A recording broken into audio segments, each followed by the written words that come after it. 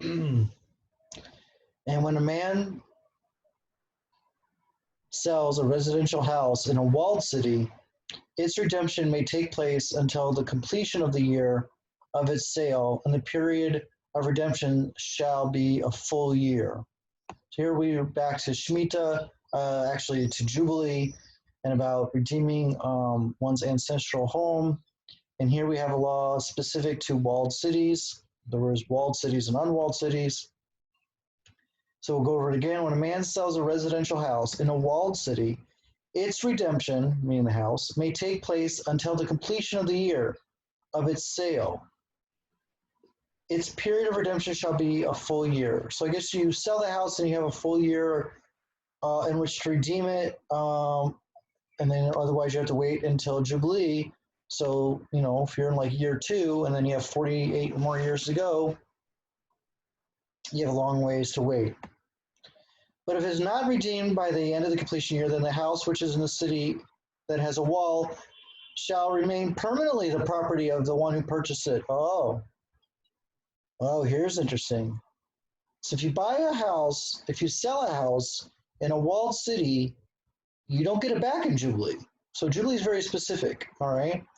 It shall not leave his possession in the Jubilee. So that guy who bought it gets the house forever in a walled city.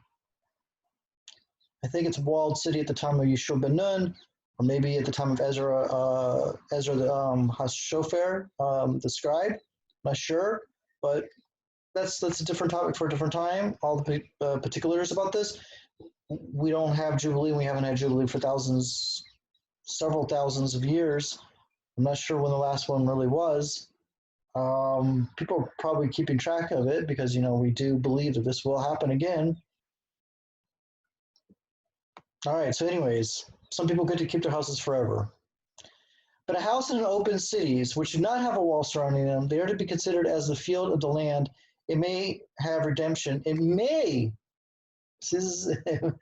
and shall leave the purchaser possession in the Jubilee. So maybe not, right? Maybe it will, maybe it won't. So I don't know what the conditions are. This is interesting that it says it might or may. Okay. And regarding the cities of the Levites, because the Levites didn't own any property, the houses of their inherited cities shall forever have a right of redemption for the Levites. So wait, they did own property. I thought that they could only live in certain cities. Anyways, so if a Levi sells his property to an Israelite, to non-Levi, does that include Kohanim? Because Kohanim are a subset of the Levim. Anyways, this is, see how the Torah just naturally brings you questions. These are like natural questions that could come up when you're reading this, just straight text. And if one purchases from the Levites, whether a house or an inherited city, will leave the possession of the purchaser in the Jubilee, because the houses of the cities of the Levites are their inherited property amongst the children of Israel. So if you purchase from the Levites, whether a house or an inherited city, so you could buy a whole city, will leave the possession of the purchaser in the Jubilee. Okay, so the purchaser loses that in the Jubilee year. So if you buy in one of so there are like cities specific for Levim. So if you buy in one of those cities, there's specific laws for that. Wow. Okay. The Torah does not leave room. It's like covers every major category, and then the Gemaras, the Mishnahs, and the Gemaras will, explain each one of these verses, because each one of these is a separate law. They're connected, but they're also separate. Okay. In a field or an open area of the cities, and a field in the open areas of their cities cannot be sold because it is their internal inheritance. I think they're talking about the Levium who had fields that they worked. If your brother, now again, does this mean specifically your brother or like just anybody who's an Am Yisrael? So, okay, if your brother becomes destitute and his hand falters beside you, you shall support him, whether a convert, a resident, so that he can live with you. So this is anybody who becomes a part of the Jewish nation, and they go through a hard time for whatever reason. You're not supposed to judge them. Oh, you should work harder, or you lazy, and you just want welfare. No, we believe in helping people out. This is capitalism with rachamim, with mercy. So guy can go into hard times, and you're not supposed to pity. You're supposed to actually help him. It doesn't matter who he is. You shall not take from him interest or increase, and you shall not, and you shall fear your God, and you let your brother live with you. Just got to help your brother out. I mean, that's anybody who's part of the Am Yisrael, even a non-Jew, so as a convert or a resident. So somebody who's not Jewish, didn't convert to Judaism, they're living in Israel, they're following the laws of Israel, the land, the laws. And they get into a hard time. You have to support them. You have to look out for them. And why? Because you should fear God. You shall not give him your money with interest. And this is, I mean, it's him, there's some of your brother. So again, this is really also says to, anybody who's living in Israel, who's a permanent resident, convert, or already, married, from Jewish from birth.